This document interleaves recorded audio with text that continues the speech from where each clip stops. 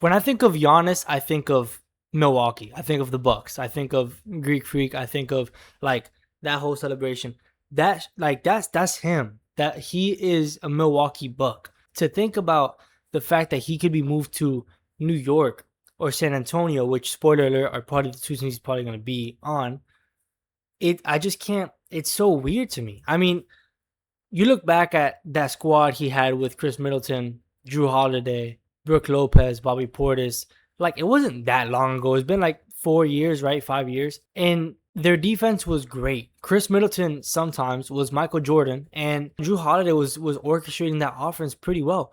Giannis being that interior presence, regardless of the fact that people were just constantly questioning his ability to carry a team like that and help them win a championship, he's the first to do so with that style of play besides Shaq. But even then, I mean, they both go in and dunk and bully. It's still different. And I just had this weird feeling that he would just retire a Buck. Now, I do understand both sides, right?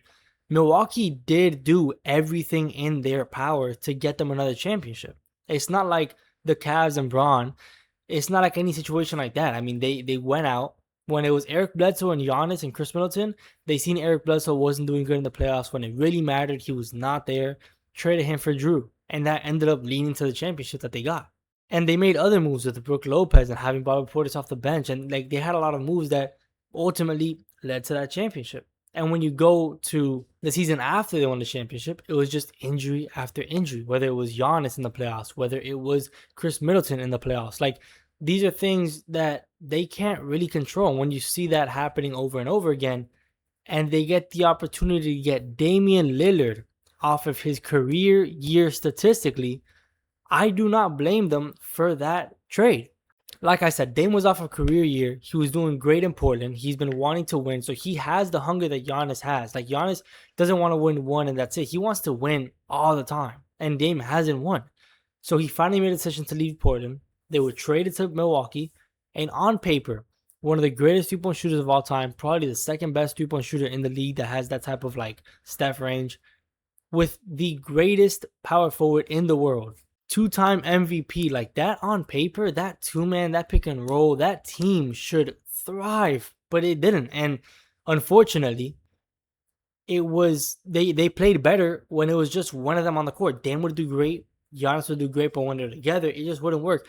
Giannis isn't used to being a pick and roll big man, and that just doesn't fit with how Dame plays, because they both have high usage, and playing off ball isn't really something they do too often. And it felt weird when you saw them together. It felt kind of clanky, like it was forced, and it was just weird. So when you have that, like, I can't blame Milwaukee for trying to get Dame. I would have done the same thing. Like, if I had that opportunity, and you see that Drew and Chris Middleton just can't stay healthy, and even when they are, it's just not like how they used to be, I would make that same trade. And when Dame goes down with that injury, knowing that he's not going to play this whole season, my first impression was like, dang, what are they gonna do now? Like, what is the move? They're just gonna wait it out, right? Like, what else are they possibly gonna do? He's under contract, and they waive him. And when he gets waived, it sends shockwaves to the league, because it's like, what?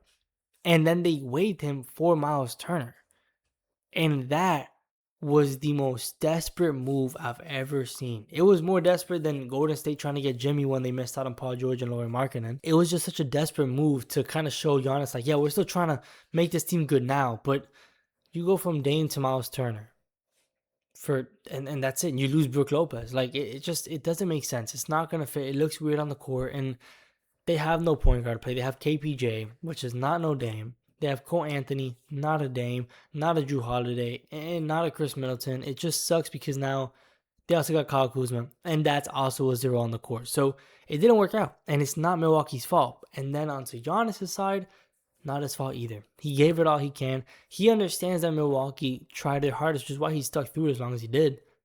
But he's a winner, and he's a competitor, and he wants to win as much as possible. So, of course, him leaving, him at least wanting to leave, is understandable. Now, which teams can get him? In between two, the Spurs and OKC technically, and the Knicks. OKC, they're not going to get him. OKC's right now is on a historic run, right? I think they're currently 22-1 with amazing, amazing suffocating defense If they would have lost in the finals last year against Tyrese, then yes, I do feel like they would have traded probably J-Dub for Giannis, because it would have kind of been like a, yeah, we're there. We just needed the next superstar, and Giannis is already there. So I feel like that would have happened, but they won last season. They're on a historic pace now.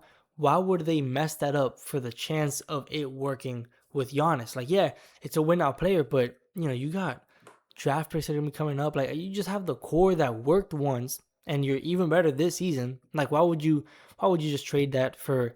Like I said, I know it's Giannis, but if it didn't work with Dame, I think of the Shea and Giannis fit, and it just kind of weird. Like, he's less of a passer than Dame is, and now you're putting him next to Giannis when you already have a proven formula. Like, if it ain't broke, don't fix it. So they're not gonna do it.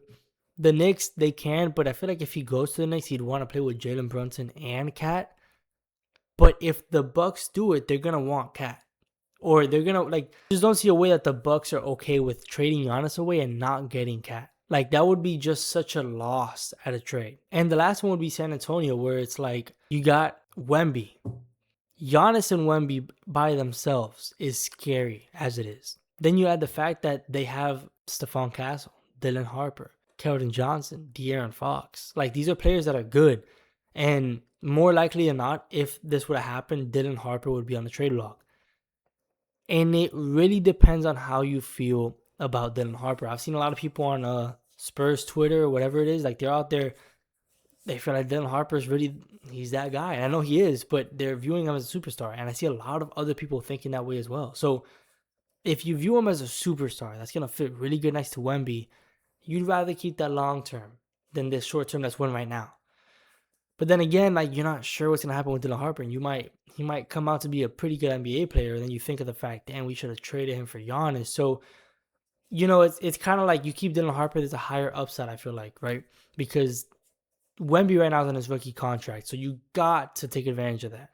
So do you just go for Giannis, or do you play the long run and see how it goes with Wemby and Dylan Harper and Stephon Castle and De'Aaron Fox, because they have the chance to do it? I think they should, because it's like, yeah, you're winning right now, and you don't know if, hopefully nothing happens to Wemby, but if he gets injured and it just isn't the same, you lost out on the opportunity. So I feel like when you have a player like that, you need to try to win right now. Because even when Giannis, if you have to get rid of Giannis or whatever happens there, after that chapter, you're going to be able to get another person. People are going to want to play Wemby. People are going to want to play with Wemby. So, you know what I mean? Like, I feel like the Spurs got to be the one to get him. The only way he goes to New York, I feel like, is if it's by trading Cat away, but also if he says, I just want to play with New York.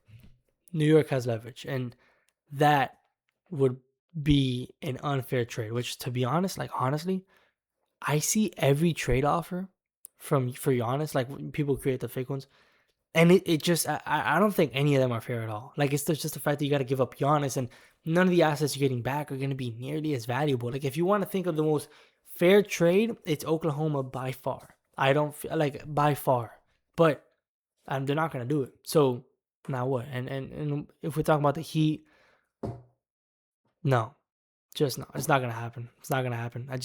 We don't have the pieces. Who the fuck would we give away that the Bucks would want? Like, the Spurs, Oklahoma, New York, they all have way, way better packages than the Heat do, especially with Toronto, because I've seen some of that as well. Like, it's between those three, and more likely Spurs and Knicks. So we'll see what happens, man. Crazy to think that this could be another two, like, back-to-back seasons, Luka trade, Giannis trade, KD switches teams. Like, it's a lot of shit going on. But let me know what y'all think in the comments. Let me know if you guys think he's going to stay, or what team he should go to, or what team, like, you would want him to go to. But, man, I'll see you on the next one. Peace.